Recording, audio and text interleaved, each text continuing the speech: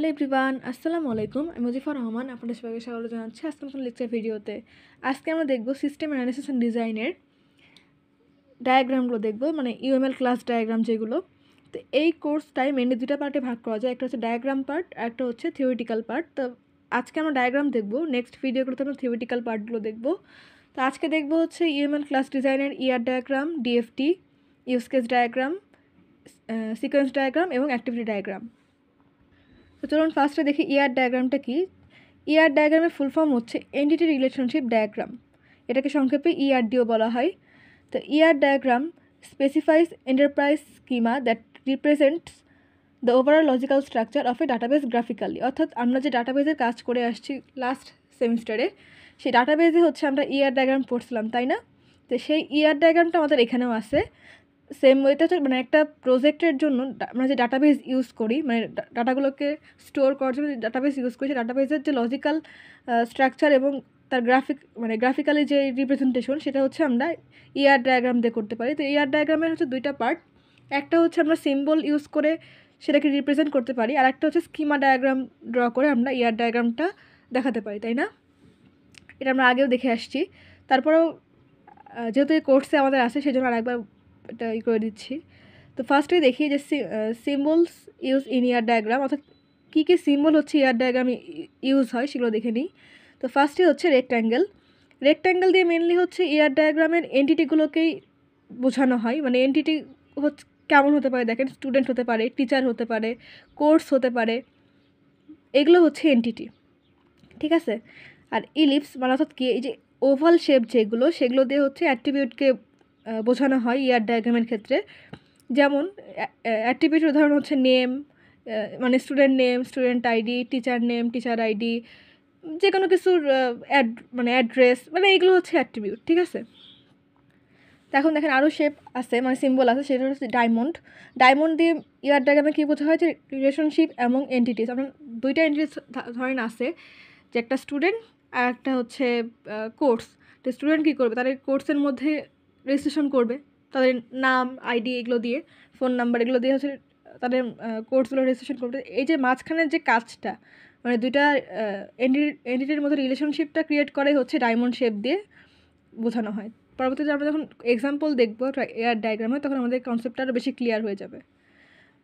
তা এরপরে দেখেন আর একটা সিম্বল আছে, সেটা হচ্ছে ডাবল ইলিপস দিয়ে কী বোঝাচ্ছে, মাল্টি ভ্যালু অ্যাট্রিবিউট। অর্থাৎ মানে এটা কি দিয়ে কী বোঝায়, এটার উদাহরণ হচ্ছে ফোন নাম্বার হতে পারে। যেমন ধরেন একজন মানুষের একাধিক ফোন নাম্বার থাকতে পারে, তাই না? তো সেই ক্ষেত্রে হচ্ছে এটাকে মাল্টি ভ্যালু অ্যাট্রিবিউট বলা হয়। মানে একজন মানুষের একাধিক ফোন নাম্বার থাকতে পারে, একাধিক ইমেল থাকতে পারে, এগুলো হচ্ছে মাল্টি ভ্যালু অ্যাট্রিবিউট। আর একটা আছে ডাবল রেক্ট্যাঙ্গেল, অর্থাৎ যেগুলো হচ্ছে উইক এন্টিটি। মানে উইক এন্টিটির একটা উদাহরণ হতে পারে ডিপার্টমেন্ট। যেমন ধরেন ডিপার্টমেন্ট কিন্তু চেঞ্জ হয়, তাই না? যেমন CSC department, BBA department, law department, মানে এটা চেঞ্জেবল, সেই জন্য হচ্ছে এটা উইক এন্টিটি। মানে আমরা ইয়ার ডায়াগ্রামের ক্ষেত্রে ডিপার্টমেন্ট লিখলেও সেটা ভ্যারি করতে পারে, তাই না? সেটাই বোঝাচ্ছে। তা আসেন এখন দেখি যে ইয়ার ডায়াগ্রামের কম্পোনেন্টসগুলো কী কী হতে পারে। তো দুই ধরনের জিনিস আমরা দেখছি, যে এন্টিটি আর অ্যাট্রিবিউট, তাই না? এন্টিটির মধ্যে দুইটা পার্ট আছে, সেটা হচ্ছে স্ট্রং এন্টিটি আর উইক এন্টিটি। তো স্ট্রং এন্টিটির উদাহরণ হতে পারে, ধরেন এটা হচ্ছে এমপ্লয়ি আইডি বা স্টুডেন্ট আইডি, এগুলো হচ্ছে স্ট্রং এন্টিটি। মানে এগুলো ইউনিক ভ্যালু, মানে কারোর সাথে কারোর ম্যাচ হবে না। যেমন ধরেন আপনার রোলকে অন্য কারোর সাথে ম্যাচ হবে না, তাই না? তো এই জন্য হচ্ছে এগুলো হচ্ছে স্ট্রং এন্টিটি। আর উইক এন্টিটি হচ্ছে ডিপার্টমেন্ট। একটু যেটা বললাম যে ডিপার্টমেন্ট চেঞ্জ হতে পারে, আমরা জাস্ট ডিপার্টমেন্ট লিখলেও সেখানে বিভিন্ন ধরন থাকতে পারে, সিএসসি, বিবিএ, বিভিন্ন ধরন থাকতে পারে, সেই জন্য হচ্ছে ডিপার্টমেন্ট হলো উইক এন্টিটি। এবার দেখি চলেন অ্যাট্রিবিউটেরও 4টা ধাপ আছে। এটা হচ্ছে কি অ্যাট্রিবিউট, কম্পোজিট অ্যাট্রিবিউট, মাল্টিভ্যালু অ্যাট্রিবিউট আর ডিরাইভ অ্যাট্রিবিউট। তো কি অ্যাট্রিবিউটটা হচ্ছে স্টুডেন্ট আইডি হতে পারে, কারণ এটা স্ট্রং মানে কি বলতে কী বোঝায়, একদম ইন্ডিকেট করে না যে এটাই হচ্ছে মেন জিনিস। তো সেই জন্য হচ্ছে আইডি, কারণ স্টুডেন্ট আইডিতে একজন স্টুডেন্টকে স্পেসিফিক্যালি আইডেন্টিফাই করা যায়। ধরেন একই নাম তো একাধিক মানুষের থাকতে পারে, বাট একই আইডি কি একাধিক মানুষের থাকবে না, সেই জন্য এটা হচ্ছে কি অ্যাট্রিবিউট, ঠিক আছে। এরপর হচ্ছে কম্পোজিট অ্যাট্রিবিউট বলতে কী বোঝায় দেখেন, যে একজন স্টুডেন্ট ধরেন তার অ্যাড্রেস দিচ্ছে, ঠিক আছে। অ্যাড্রেসের ক্ষেত্রে সেখানে কী কী হতে পারে, সেই অ্যাড্রেসের ভিতরে আবার বিভিন্ন সাব অ্যাড্রেস থাকতে পারে, যেমন house number, lane number, district, মানে বিভিন্ন জিনিস থাকতে পারে না, মানে একটা অ্যাক্টিভিটির মধ্যে এই অ্যাড্রেসও তো একটা অ্যাক্টিভিটি, এর মধ্যে আবার শাখা প্রশাখা আছে, মানে হাউস, লেন, ডিস্ট্রিক্ট, হাবিজাবি অনেক কিছু থাকতে পারে, পোস্ট, এগুলো থাকতে পারে। তো এই জন্য এটা হচ্ছে কম্পোজিট অ্যাট্রিবিউট। এবার দেখেন মাল্টিভ্যালু অ্যাট্রিবিউট, একটাকে বললাম যেটা ফোন নাম্বার, যে একজন পার্সনের একাধিক ফোন নাম্বার থাকতে পারে, একাধিক ইমেল থাকতে পারে, এগুলো হচ্ছে মাল্টিভ্যালু অ্যাট্রিবিউট। দেন লাস্টেরটা হচ্ছে ডিরাইভ অ্যাট্রিবিউট। ডিরাইভ অ্যাট্রিবিউটটা কি, ধরেন আমাদের স্টুডেন্ট হচ্ছে তার ডেট অফ বার্থ, এখানে ডিওবি হচ্ছে date of birth, date of birth দিছে, সেক্ষেত্রে তার এজটা ওই ইয়ার ডায়াগ্রামে না দেখালেও হয়, কারণ ডেট অফ বার্থ থেকে আমরা জানি যে তার সব ডিটেলস পাওয়া যায়, তাই না, সে কত সালে জন্মগ্রহণ করছে, কত তারিখে জন্মগ্রহণ করছে, সেখান থেকে ইজিলি কিন্তু তার এজটা ক্যালকুলেট করা যায়। সেই জন্য যখন আমরা ডেট অফ বার্থ দিব তখন এজটা না দিলেও হয়, মানে এই যে একটা পরিবর্তে আরেকটা দেওয়া, মানে একটা অ্যাট্রিবিউটের পরিবর্তে আরেকটা অ্যাট্রিবিউট যে আমরা দিলাম কিন্তু সেটা সেম কাজই করছে, সেটাই হচ্ছে ডিরাইভ অ্যাট্রিবিউট, ঠিক আছে। তা আসেন এখন দেখি কিটা আসলে কি, মানে কি কত ধরনের, কি হচ্ছে 4 ধরনের, প্রাইমারি কি, ফরেন কি, সুপার কি আর ক্যান্ডিডেট কি। তো ফার্স্টে দেখি প্রাইমারি কিটা কি, যে সকল কি ইউনিক সেগুলোকে প্রাইমারি কি বলে, যেমন যে বললাম স্টুডেন্ট আইডি, এটা হচ্ছে ইউনিক, তাই না, তো এটা হচ্ছে প্রাইমারি কি। ফরেন কি, ফরেন কি হচ্ছে অন্য কোনো টেবিলের প্রাইমারি কি যদি কোনো একটা টেবিলে ব্যবহৃত হয় সেক্ষেত্রে তাকে ফরেন কি বলা হয়। অর্থাৎ ধরেন আমাদের স্টুডেন্ট নামে একটা টেবিল আছে আর কোর্স নামে একটা টেবিল আছে, ঠিক আছে। স্টুডেন্টের টেবিল আছে, স্টুডেন্টের রোল আছে, নেম আছে, তার অ্যাড্রেস আছে, ইমেল আছে। তো স্টুডেন্ট হচ্ছে এখন সেই কোর্সের রেজিস্ট্রেশন করে, স্টুডেন্টের টেবিলে স্টুডেন্টের সব ইনফরমেশান আছে, কোর্সের মধ্যেও আবার কী হচ্ছে কোর্সের আইডি, কোর্সের টাইটেল, কোর্সের যাবতীয় সব কিছু তথ্য আছে। এখন স্টুডেন্ট যখন কোর্সে রেজিস্ট্রেশন করতে যাবে সেক্ষেত্রে কী করতে হবে, স্টুডেন্টের আইডি, নাম, এগুলো দিয়ে হচ্ছে রেজিস্ট্রেশন করতে হবে, তাই না। তো স্টুডেন্টের আইডি কি, স্টুডেন্ট টেবিলের জন্য সেটা প্রাইমারি কি, কারণ সেটা ইউনিক, কারণ নাম তো অনেকের সেম হতে পারে সেই ক্ষেত্রে। তো এখন দেখেন, তো এই যে স্টুডেন্ট আইডিটা দিয়ে আমরা কোর্স রেজিস্ট্রেশন করছি, সেক্ষেত্রে কী হচ্ছে স্টুডেন্ট আইডিটা কোর্স টেবিলে যাচ্ছে রেজিস্ট্রেশন করার জন্য কোর্সটাকে। তো সেক্ষেত্রে যে প্রাইমারি কি, মানে স্টুডেন্ট আইডি যেটা প্রাইমারি কি হচ্ছে অন্য একটা টেবিলে ইউজ হচ্ছে, তাই না, সেই জন্য সেটা হচ্ছে ফরেন কি, মানে কোর্স টেবিলের জন্য সেটা হচ্ছে ফরেন কি, বাট স্টুডেন্ট টেবিলে সেটা হচ্ছে প্রাইমারি কি। কোনো একটা টেবিলের প্রাইমারি কি যদি কোনো একটা মানে কাজের জন্য অন্য টেবিলে ইউজ হয় সেটাই হচ্ছে ফরেন কি। আই থিঙ্ক আপনারা ক্লিয়ার। তো এখন আসা যাক সুপার কি। তো সুপার কি হচ্ছে ইন্ডিভিজুয়াল নাম হতে পারে, যেমন এরকমভাবে থাকতে পারে যে স্টুডেন্ট আইডি, আবার একসাথে দুটো থাকতে পারে যে স্টুডেন্ট আইডি কমা স্টুডেন্ট নেম, মানে কমা দিয়ে থাকতে পারে। আর ক্যান্ডিডেট কি, মানে এটা হচ্ছে সুপার কি জাস্ট উল্টা, মানে এটা একসাথে থাকতে পারে, ইন্ডিভিজুয়াল নাও হতে পারে। আর ক্যান্ডিডেট কি হচ্ছে ইন্ডিভিজুয়াল হতেই হবে, মানে এটা কমা দিয়ে লেখা যাবে, নিচে নিচে লিখতে হবে, মানে স্টুডেন্ট আইডি পাশে আবার কিছু লেখা যাবে না, নিচে হচ্ছে স্টুডেন্ট নেম, এখানেও মানে আর কিছু লেখা যাবে না, দেন হচ্ছে ইমেল, মানে এরকম সব কিছু ইন্ডিভিজুয়াল হতে হবে, কোনো কিছু একসাথে থাকা যাবে না। এটাই হচ্ছে সুপার কি আর ক্যান্ডিডেট কি। তাছাড়া এখন দেখি হচ্ছে রিলেশনশিপ, মানে ইয়ার ডায়াগ্রামের রিলেশনশিপ বা কার্ডিনালিটি। রিলেশনশিপ হচ্ছে 4 ধরনের হতে পারে, 1 to 1, 1 to many, many to 1, many to many, ঠিক আছে। তো ফার্স্টে দেখি 1 to 1 রিলেশনশিপটা কীরকম। তো সেটা হচ্ছে ধরেন এটা হচ্ছে ডিপার্টমেন্ট, মানে দুটো এন্টিটি, ডিপার্টমেন্ট আর হচ্ছে হেড অফ ডিপার্টমেন্ট। তাহলে এখানে কি, মানে একটা ডিপার্টমেন্টকে লিড করে একজন হেড, তাই না, ডিপার্টমেন্ট হেড যে সেই হচ্ছে সেই ডিপার্টমেন্টকে লিড করে। যেমন ধরেন এখানে এটা হচ্ছে ডিপার্টমেন্ট 1, ডিপার্টমেন্ট 2, এই ডিপার্টমেন্ট 1কে মানে যেই ডিপার্টমেন্টের হেড সে লিড করবে, মানে ডিপার্টমেন্ট 1-এর যে হেড সে লিড করবে, এবং ডিপার্টমেন্ট 2কে ডিপার্টমেন্ট 2-র যে হেড সে লিড করবে। যেমন ধরেন এটা সিএসসি ডিপার্টমেন্ট, এটা বিবিএ ডিপার্টমেন্ট। তো সিএসসি ডিপার্টমেন্টের হেডই হচ্ছে সিএসসি ডিপার্টমেন্টকে লিড করবে, এবং বিবিএ ডিপার্টমেন্টের হেড হচ্ছে বিবিএ ডিপার্টমেন্টকে লিড করবে। এবং সিএসসি ডিপার্টমেন্টের হেড কি বিবিএকে লিড করবে না, তাই না। আবার বিবিএ ডিপার্টমেন্টের হেডও হচ্ছে সিএসসি ডিপার্টমেন্টকে লিড করবে না। তো এটাই হচ্ছে 1 to 1 রিলেশনশিপ বা কার্ডিনালিটি। তো আসেন এখন দেখি 1 to many রিলেশনশিপ কীরকম হয়। তো এখানে হচ্ছে দুইটা এন্টিটি, একটা হচ্ছে ডক্টর, একটা হচ্ছে পেশেন্ট, ঠিক আছে। তো ডক্টর কী করে, পেশেন্টকে রেফার করে বিভিন্ন মানে অন্য ডাক্তারের কাছে তার আরও বেটার ট্রিটমেন্টের জন্য, বা বিভিন্ন ক্যাটাগরি ওয়াইজ করে ডাক্তার বিভিন্ন ডাক্তারের কাছে রেফার করে পেশেন্টকে, তাই না। তো সেম কাজটা হচ্ছে এখানে আমরা চিন্তা করি। তো সাপোজ এখানে 2জন ডক্টর আছে এবং 3জন পেশেন্ট আছে। তো ডক্টর 1 পেশেন্ট 1কে হচ্ছে অন্য ডাক্তারের কাছে রেফার করে দিল, এবং ডক্টর 2 পেশেন্ট 2কে অন্য ডাক্তারের কাছে রেফার করে দিল। কারণ ডক্টর 1 চাইলে তার কাছে যদি অন্য আরেকটা পেশেন্ট আসে এবং সেই পেশেন্টের জন্য অন্য কোনো ডাক্তারের কাছে রেফার করার প্রয়োজন হয়, সে চাইলে তাকেও কিন্তু রেফার করতে পারে, তাই না। মানে একজন ডক্টর একাধিক পেশেন্টকে অন্য ডাক্তারের কাছে রেফার করতে পারে। এটাই হচ্ছে 1 to many রিলেশনশিপ। তো এখন দেখেন আমরা দেখি যে মেনি টু ওয়ান রিলেশনশিপটা কীরকম, জাস্ট এটার উল্টাটা, মানে ডাক্তার যে রেফার করলো সে রোগীগুলো কী করবে, আরেকটা ডাক্তারের কাছে যাবে, যে বলবে যে অমুক ডাক্তার আমাকে আপনার কাছে রেফার করছে, তাই না? সেম কাজটাই হচ্ছে এখানে হবে, যেখানে দেখেন দুটো এন্টিটি, পেশেন্ট আর ডক্টর, আর রেফার্ড বাই, মানে রেফার্ড বাই এখানে কোনো একটা ডাক্তার তাকে রেফার করছে সেটা।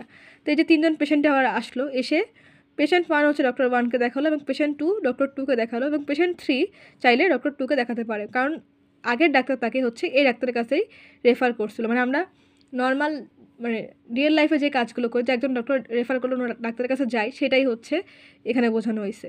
তো 1 to 1 হচ্ছে একজন ডাক্তার বিভিন্ন পেশেন্টকে রেফার করতে পারে, আর একজন পেশেন্ট চাইলে অন্য কোনো ডাক্তার মানে একজন ডাক্তারের কাছে একাধিক পেশেন্ট যেতে পারে, তাই না? এটাই বোঝাচ্ছে। তো আসেন এখন দেখি লাস্ট যে রিলেশনশিপ, সেটা যে মেনি টু মেনি। ধরেন এখানে হচ্ছে স্টুডেন্ট, সে হচ্ছে কোর্সে এনরোল করে, মানে কোর্সে রেজিস্ট্রেশন করবে, তাই না? তাহলে স্টুডেন্ট কী করবে, সাপোজ এখানে একাধিক স্টুডেন্ট আছে, স্টুডেন্ট 1 2 3, এবং এখানে একাধিক কোর্স আছে, স্টুডেন্ট কী করবে, সেই সবগুলো কোর্সকেই নিবে, তাই না? স্টুডেন্ট 1 হচ্ছে কোর্স 1 কোর্স 2 কোর্স 3 সবগুলোকেই নিবে, স্টুডেন্ট 2 হচ্ছে কোর্স 1 কোর্স 2 কোর্স 3 সবগুলোকেই নিবে, স্টুডেন্ট 3 সেম কাজটা করবে। তো সেখানে দেখেন যে সবাই সবার সঙ্গে কানেক্টেড থাকে, তাই না? স্টুডেন্ট 1 হচ্ছে কোর্স 1কেও নিচ্ছে, কোর্স 2কেও নিচ্ছে, কোর্স 3কেও নিচ্ছে, আবার স্টুডেন্ট 2 কোর্স 1 কোর্স 2 কোর্স 3 সবগুলোকে নিচ্ছে, 3 মানে স্টুডেন্ট 3ও সে কাজটাই করছে। এই যে মানে সবাই যে কানেক্টেড থাকছে, মানে স্টুডেন্ট আর যে কোর্সটা সবগুলো কিন্তু কানেক্টেড, একটা সঙ্গে একটা, তাই না? তো এটাই হচ্ছে মেনি টু মেনি রিলেশনশিপ। আসলে আমরা এখন একটা সিম্বলাইজড ইয়ার ডায়াগ্রাম দেখি। আমরা আগেই বলছিলাম যে ইয়ার ডায়াগ্রাম দুই ধরনের, একটা হচ্ছে সিম্বল দিয়ে আর একটা হচ্ছে স্কিমা ডায়াগ্রাম। তো প্রথমে সিম্বল দিয়ে যেটা সেটা দেখি। তো একটু আগে যেটা বললাম যে স্টুডেন্ট হচ্ছে কোর্স রেজিস্ট্রেশন করছে, সেক্ষেত্রে তাকে কী করতে হয়, student ID, name, phone number, date of birth, address এগুলো দিয়ে হচ্ছে রেজিস্ট্রেশন করতে হয়, তাই না? তারপর সেগুলো সে কোর্সে রেজিস্ট্রেশন করতে পারে। তাহলে এখন দেখেন স্টুডেন্ট যে দিচ্ছে, স্টুডেন্ট কি এন্টিটি, আর এই যে সে যে ইনফরমেশনগুলো দিচ্ছে সেগুলো হচ্ছে অ্যাট্রিবিউট, তাই না?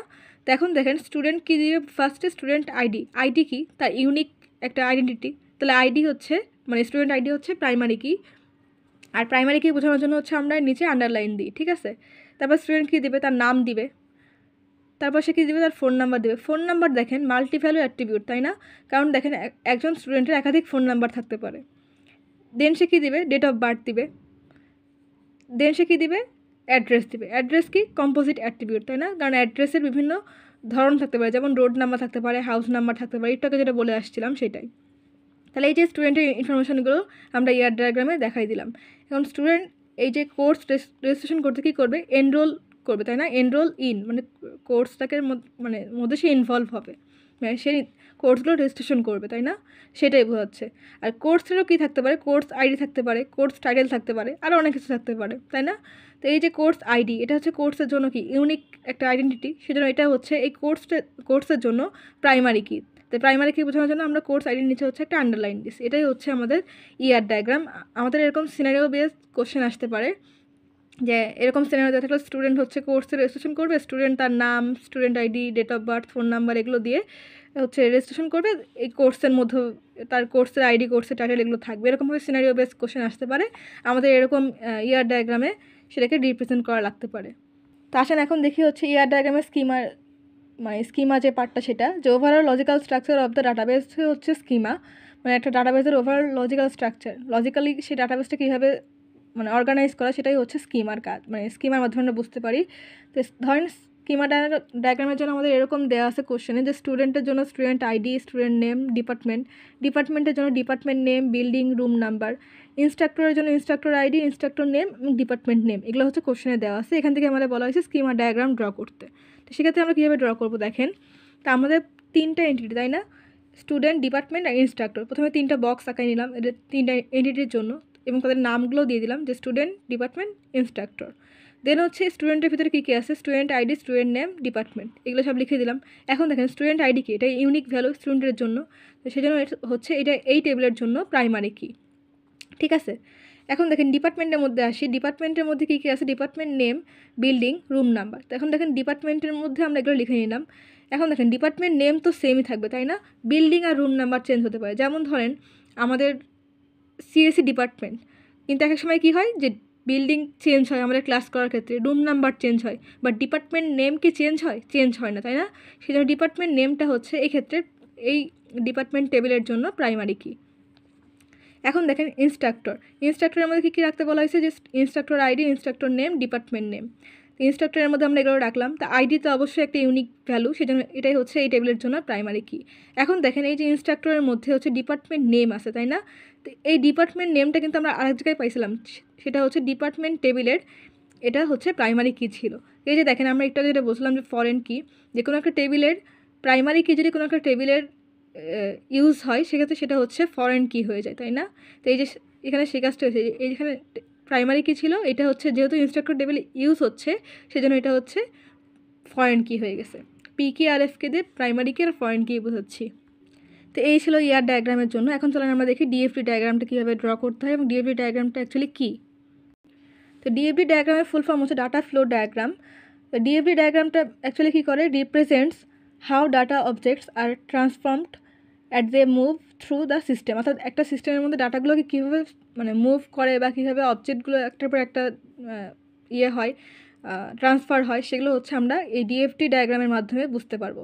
তো এই ডিএফডি ডায়াগ্রামে কিছু সিম্বল ইউজ হয়, সিম্বলগুলো কী আসেন সেগুলো দেখি। প্রথমে হচ্ছে এই যে স্কোয়ার শেপ, এটাতে বোঝাচ্ছে হচ্ছে এক্সটার্নাল এন্টিটি, মানে সেটা হতে পারে পার্সন, হতে পারে ডিপার্টমেন্ট, মানে এরকম যে কোনো কিছু হতে পারে, এমপ্লয়ি হতে পারে, ঠিক আছে? এগুলো হচ্ছে এন্টিটি, মানে এক্সটার্নাল এন্টিটি, ঠিক আছে?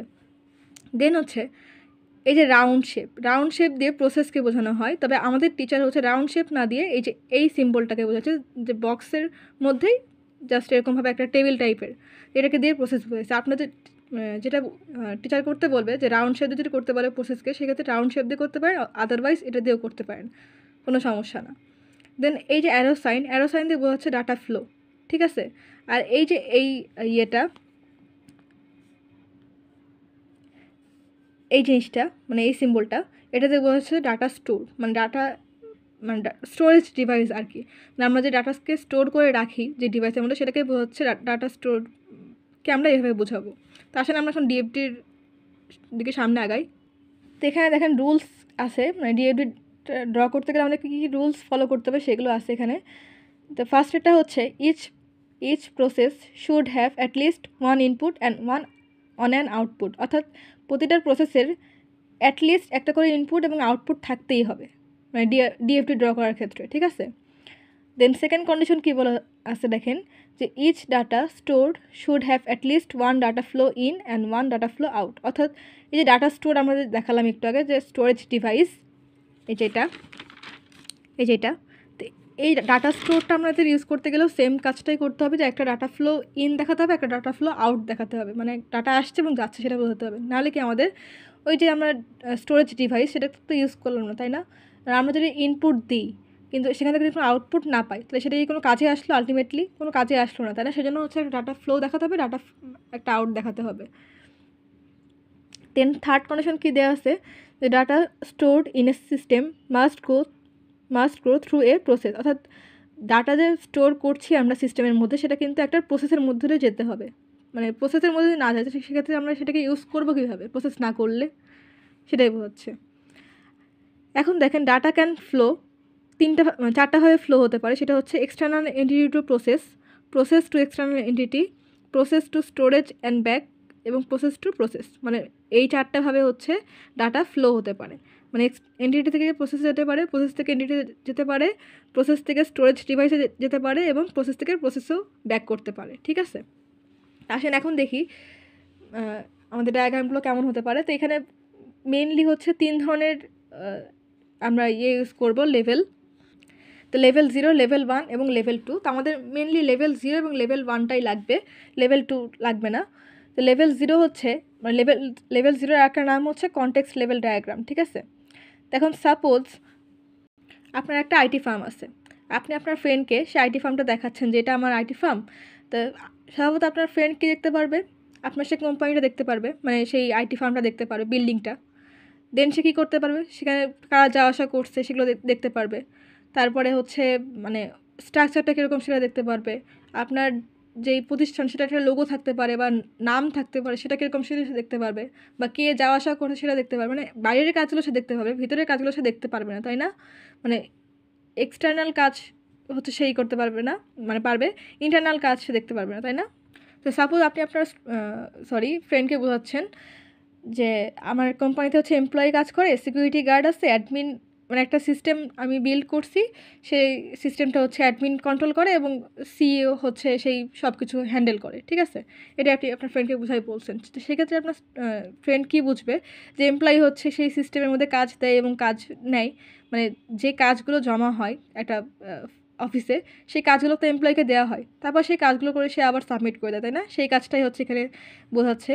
দেন সিকিউরিটি গার্ড কী করে দেখেন, বিভিন্ন ভাবে সার্ভিস দেয় সে, মানে বাইরের কাউকে সে অ্যালাউ করে না তার পরিচয় না দেওয়া পর্যন্ত। এবং সে কী করে, কোনো একটা কাজের যদি সিস্টেম থেকে তাকে কল করা হয় কোনো একটা প্রয়োজনে, সে কী করে ভিতরে যে তাদের কাজগুলো শোনে, সেগুলো আবার করে আবার সেগুলোকে সাবমিট করে, তাই না? সেটাই হচ্ছে সিকিউরিটি গার্ডকে বোঝানো হয়েছে। অ্যাডমিন কী করে, অ্যাডমিন কিন্তু কোনো কিছু মানে নিচ্ছে না এই সিস্টেম থেকে, খালি দিচ্ছে, তাই না? মানে অ্যাডমিন হচ্ছে সবাইকে এখানে লগ ইন করার চান্স দেয় বা অ্যাক্সেস পাওয়ার চান্স দেয়, অ্যাডমিনের আর কোনো কাজ নাই এখানে। আর সিইও কাজ মানে কী করে, সিইও হচ্ছে এই সিস্টেম থেকে খালি এমপ্লয়ি যে কাজগুলো দিচ্ছে বা যে কোনো প্রবলেম হচ্ছে সিইও দেখতে পারে, বাট সে কিন্তু এই যে প্রোগ্রামটা বা এই যে সিস্টেমটা সেটাকে সে ইউজ করে না, সে জাস্ট এমপ্লয়ি যে কাজগুলো দেয় সেটা দেখতে পারে, মানে সে খালি দেখছে, মানে নিচ্ছে, কিছু দিচ্ছে না, তাই না? এটাই হচ্ছে লেভেল 0 ডিএফটি। তাহলে দেখেন আমরা এখানে কয়টা কম্বিনেশন দেখলাম, 3টা কম্বিনেশন দেখলাম, যে একজন 2টা কাজই করছে, সে হচ্ছে সিস্টেমটাকে দিচ্ছে এবং নিচ্ছে, ঠিক আছে, এ দুজন। আর এখানে অ্যাডমিন কী করছে, খালি দিচ্ছে কিন্তু নিচ্ছে না। আর সিইও কী করছে, নিচ্ছে কিন্তু দিচ্ছে না। মানে এই যে 4টা ধাপ, কিন্তু সবগুলোর জন্য একটা সিস্টেমই ব্যবহার করা হচ্ছে। তো এটাই হচ্ছে লেভেল 0 বা কনটেক্সট লেভেল ডিএফটি।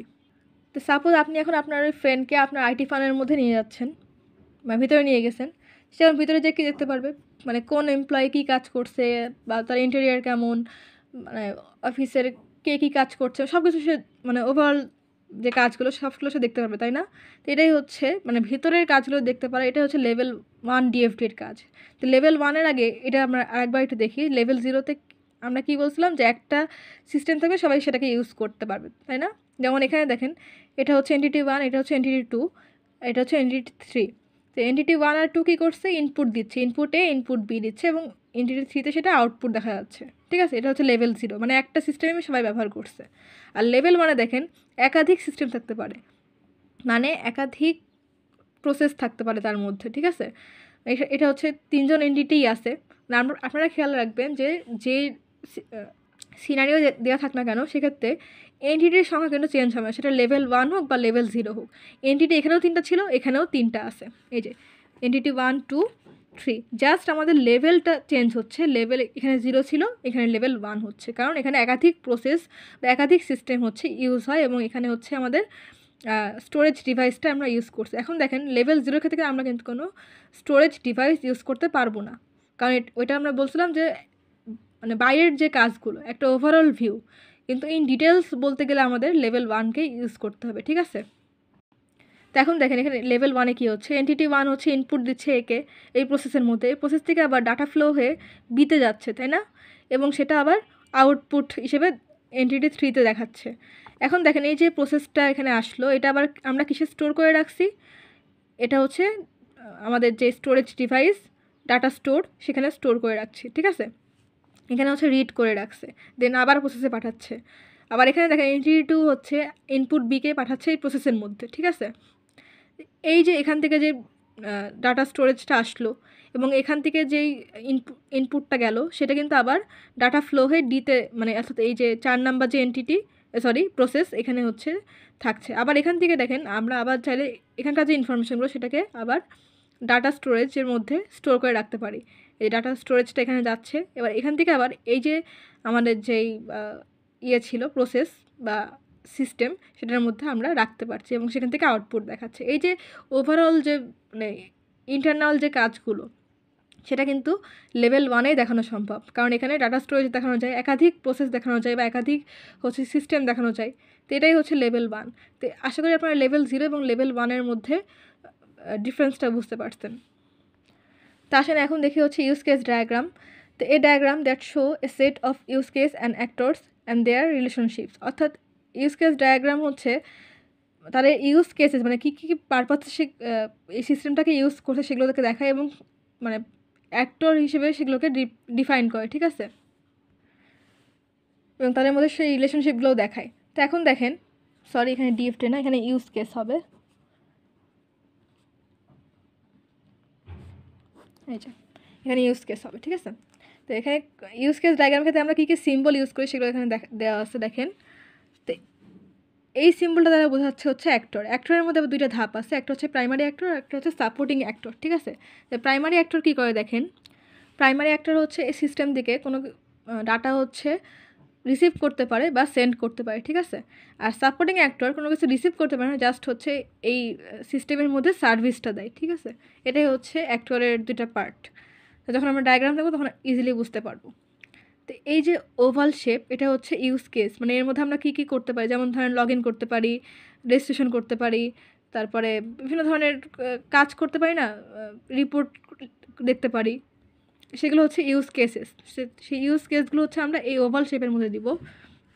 তো এই যে সিঙ্গেল লাইন, তো এটাকে আমরা হচ্ছে বলবো কানেক্টর বা লিঙ্ক।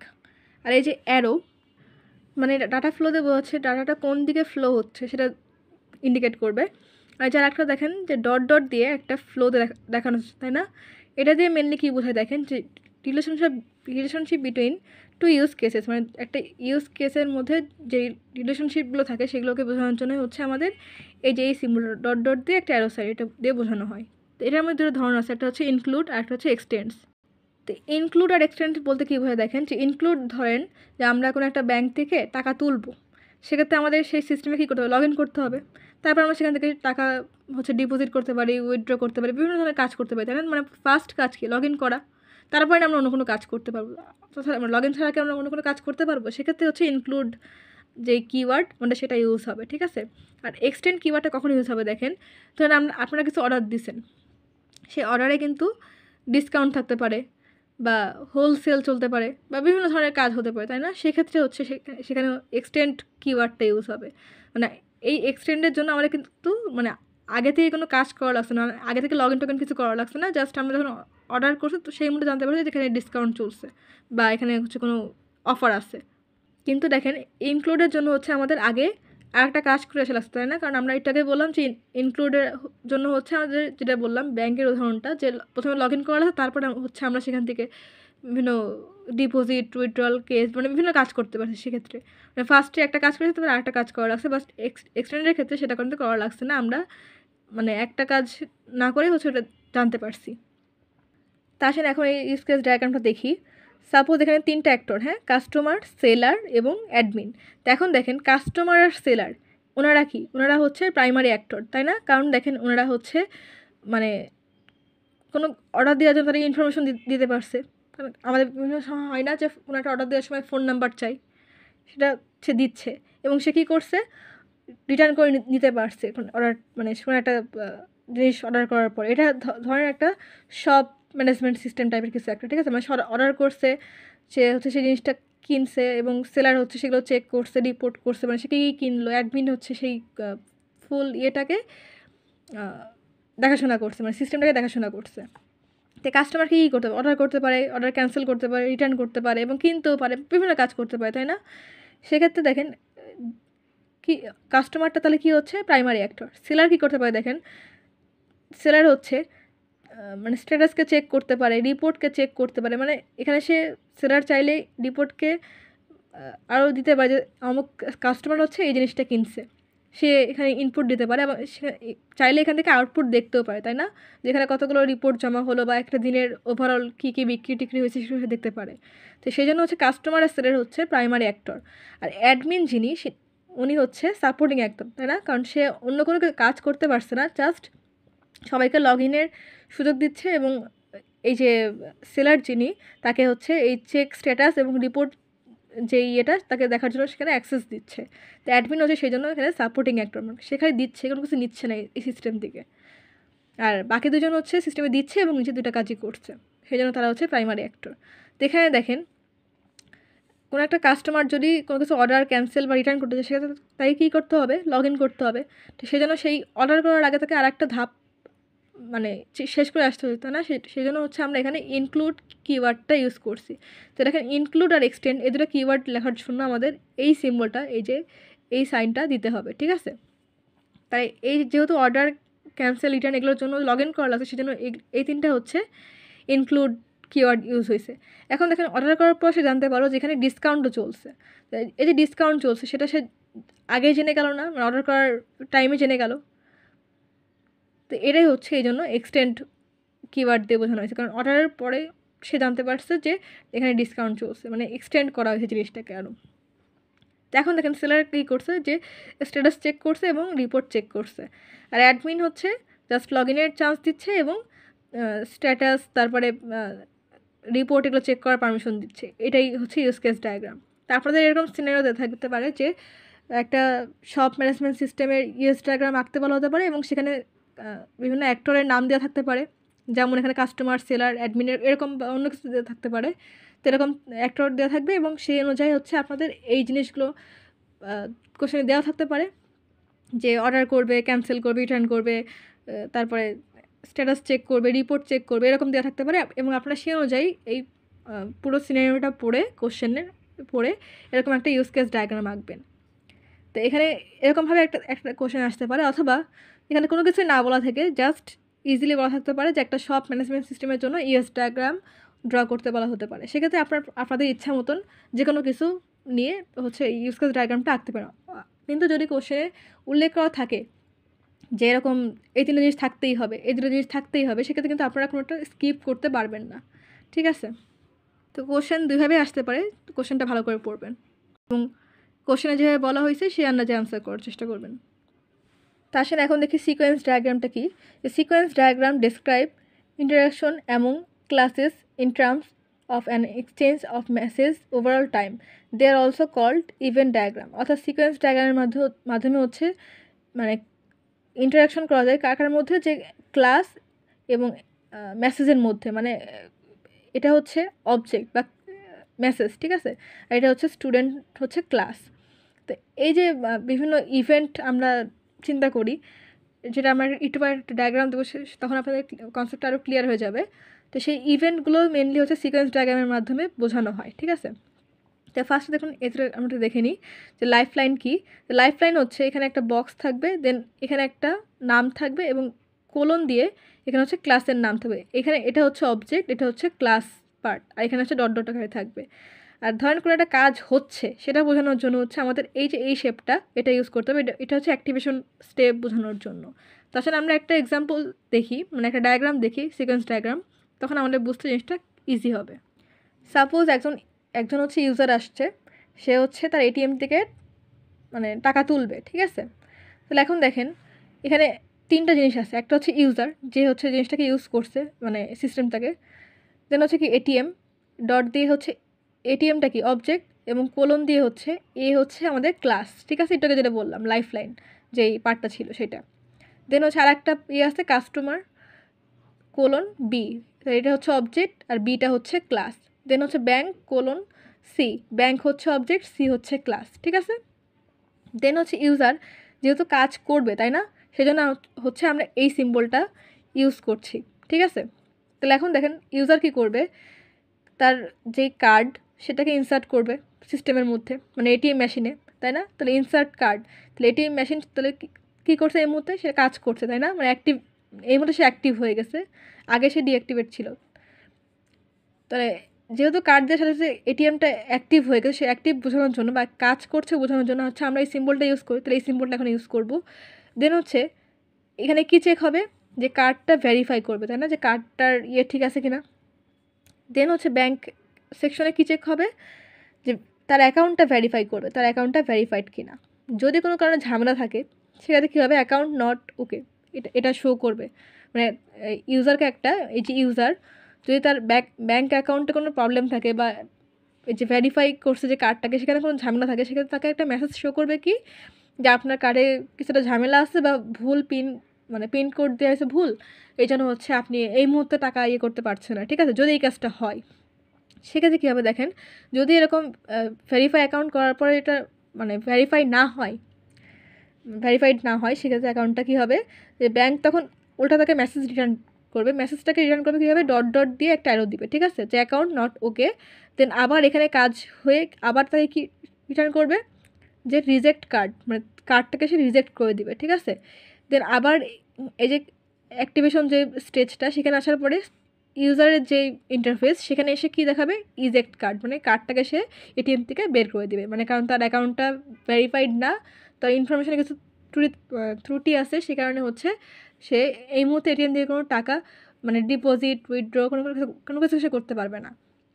এই যে একটা সিনারিও, মানে ইউজার হচ্ছে কার্ড দিচ্ছে, ভেরিফাই করছে, ব্যাংক হচ্ছে তার অ্যাকাউন্ট ভেরিফাই করছে, কোনো প্রবলেম থেকে তাকে টাকা তুলতে দিচ্ছে না, রিজেক্ট করে দিচ্ছে, এই যে কাজগুলো, এটাই হচ্ছে সিকোয়েন্স ডায়াগ্রামে, মানে সিকোয়েন্সিয়ালি হচ্ছে আমরা জিনিসটাকে দেখাবো।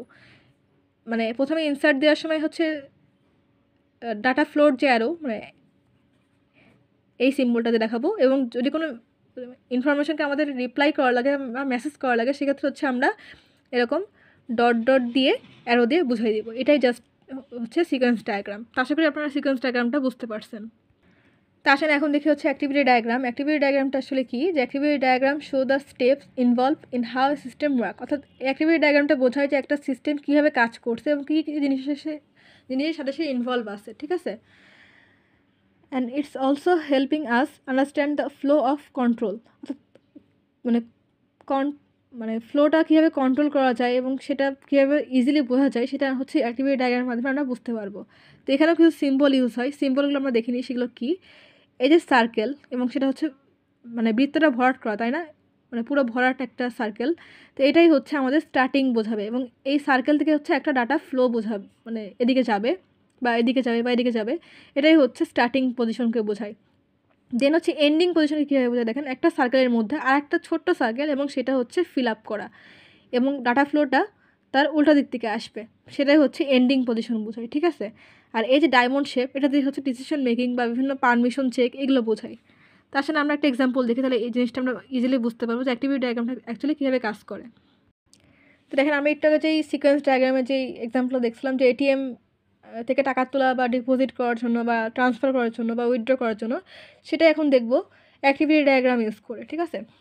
তো আমি একটু আগে যেটা বলছিলাম যে অ্যাক্টিভিটি ডায়াগ্রামের স্টার্টিংকে বোঝাই হচ্ছে এই যে এরকম সার্কেলটা পুরো ফিল আপ থাকবে, এবং এখান থেকে হচ্ছে অ্যারো আসবে, ঠিক আছে, একটা এই অ্যারো আসলো। তো এখন ইউজার কী করবে, ইনসার্ট কার্ড, তাই না, কার্ডকে সে ইনসার্ট করবে এটিএমের মধ্যে। দেন হচ্ছে সিস্টেম থেকে কী আস্ক করবে, পিন কোড, মানে পিন দিতে বলবে, পিন নাম্বার দিতে বলবে। দেন পিন নাম্বার হচ্ছে কাস্টমার এন্টার করবে, মানে কাস্টমার এন্টার পিন নাম্বার, মানে এই যে কার্ডটা ইনসার্ট করলো, দেন হচ্ছে সিস্টেম তার কাছে পিন কোড চাচ্ছে, কাস্টমার সে পিন নাম্বারটা দিল। এখন যদি সেটা ভ্যালিড পিন হয়, মানে ভ্যালিড পিন নাম্বার হয়, সেক্ষেত্রে সে কী হবে, সিস্টেম তাকে ইয়েস দেখাবে এবং সে তাকে ডিসপ্লে মেনু দেখাবে। ডিসপ্লে মেনুর মধ্যে কী কী থাকবে, ডিপোজিট, উইথড্রল, ট্রান্সফার, ঠিক আছে। আদারওয়াইজ যদি সে ইনভ্যালিড কোনো পিন দেয় বা ভুল কোনো পিন দেয়, সেক্ষেত্রে তাকে কী দেখাবে, রিট্রাইয়ের অপশন দেবে। কাস্টমার যদি চায় রিট্রাই করতে, তো সে রিট্রাই হচ্ছে ক্লিক করবে, দেন সে আবার নতুনভাবে পিন দিতে পারবে এবং ভ্যালিড হলে তারপর সে এর মধ্যে ঢুকতে পারবে। আদারওয়াইজ সে রিট্রাই দেওয়ার পরেও যদি ভুল কোনো পিন দেয়, সেক্ষেত্রে কী হবে, যে এখানে তাকে নো শো করবে, মানে তার পিন নাম্বারটা ভ্যালিড না, ইনভ্যালিড, সেক্ষেত্রে তাকে ইরোর দেখাবে, এই যে শো ইরোর, ঠিক আছে। এখন যদি কাস্টমার ঠিকঠাক পিন নাম্বার দেয়, সেক্ষেত্রে তাকে ডিসপ্লে মেনুতে হচ্ছে এগুলো দেখাচ্ছে, যে ডিপোজিট, উইথড্র আর ট্রান্সফার। এখন সাপোজ কাস্টমার হচ্ছে ডিপোজিট সিলেক্ট করছে, ঠিক আছে, যে কাস্টমার সিলেক্ট এ ডিপোজিট, এই যে সিলেক্ট করে ফেললো, এবং সে এখন কী করবে, এটাকে সে ডিপোজিট করে ফেলবে, আর তো কোনো কাজ নেই, তাই না। তাহলে সেক্ষেত্রে হচ্ছে এটা হচ্ছে এই অ্যাক্টিভিটি ডায়াগ্রামের এন্ডিং স্টেট। তো এন্ডিং স্টেটকে আমরা এটাকে দেখায় আসছিলাম যে একটা রাউন্ড শেপ থাকবে, ভিতরে আর একটা ছোট্ট রাউন্ড শেপ থাকবে, এবং সেটা ফিল আপ থাকবে, এটাই হচ্ছে এন্ডিং বোঝাচ্ছে। তো এখন দেখেন কাস্টমার যদি এই মুহূর্তে সে কোনো মানে ভ্যালিড পিন দিলে তো সে করেই ফেললো, মানে এই সিস্টেমে ঢুকছে, সে এটিএমে যে কোনো কিছু করতে পারে, ডিপোজিট করতে পারে, উইথড্র করতে পারে, ট্রান্সফার করতে পারে, যেটা করে সে সিস্টেম থেকে বের হয়ে যাবে, তাই না। আর আদারওয়াইজ যদি সে ভুল কোনো পিন দিত, সেক্ষেত্রে তাকে রিট্রাইয়ের অপশন দিত, সে রিট্রাই করার পরেও যদি ভুল কোনো মানে ইনভ্যালিড পিন দিত, সেক্ষেত্রে কী হতো, তাকে ইরোর শো করে সিস্টেম থেকে বের করে দেওয়া হতো, তাই না। তো এটাই হচ্ছে অ্যাক্টিভিটি ডায়াগ্রাম, এটিএম যেই সিস্টেমটা আমাদের ছিল, সিকোয়েন্স ডায়াগ্রামটাকে আমরা দেখে আসলাম সেটার জন্য। তো এই ক্ষেত্রে কোশ্চেন প্যাটার্নটা এরকম হতে পারে যে আমাদের সিনারিও দেওয়া থাকবে যে একজন ইউজার আসছে, কার্ড ইনসার্ট করছে, তাকে পিন কোড চাওয়া হয়েছে, তারপরে ইউজার হচ্ছে তার পিন নাম্বারটা দিচ্ছে, ভ্যালিড হলে সে ডিসপ্লে দেখতে পারছে, ইনভ্যালিড হলে সে তাকে ইরর শো করবে। দেন সে যে কোনো একটা জিনিস চুজ করতে পারবে এবং সে সিস্টেম থেকে বের হয়ে যাবে। এরকম সিনারিও দেওয়া থাকতে পারে। আদারওয়াইজ শুধু বলা থাকতে পারে যে এটিএম ইয়ের জন্য হচ্ছে একটা অ্যাক্টিভিটি ডায়াগ্রাম ড্র করতে বলা হতে পারে। মানে কোনো সিনারিও দেওয়া থাকবে না, আপনারা আপনাদের ইচ্ছা মতন একটা সিনারিও চিন্তা করে সে অনুযায়ী অ্যাক্টিভিটি ডায়াগ্রামটা ড্র করতে পারেন। তো আজকের ভিডিও এই পর্যন্তই। আজকে মেনলি আমরা ডায়াগ্রামগুলো দেখলাম এই সিস্টেম অ্যানালাইসিস এন্ড ডিজাইনের। পরবর্তী ভিডিওগুলোতে হচ্ছে আমরা থিওরিটিক্যাল পার্ট দেখব। তো চ্যানেলটি এখনও যারা সাবস্ক্রাইব করেন চ্যানেলটিকে প্লিজ সাবস্ক্রাইব করবেন, ভিডিওতে লাইক করবেন, কমেন্ট করবেন, শেয়ার করবেন। ভিডিওটি দেখার জন্য ধন্যবাদ। আল্লাহ হাফেজ।